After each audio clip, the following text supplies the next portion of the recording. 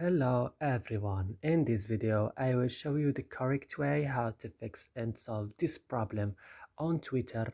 Just watch this video till the end. So let's start.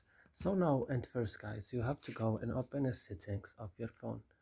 Then go directly to apps or applications. Here as you can see, you will find all the applications that you have on your phone. You search only for Twitter. And when you find Twitter, just you have to open it like this, and then you have to go now directly to storage, click on clear cache, also clear data, and go back, also click on force stop, and then you have to go and restart your phone. And that's it. I hope guys this video is helpful for you. Don't forget to like it and subscribe in our channel. See you in another video.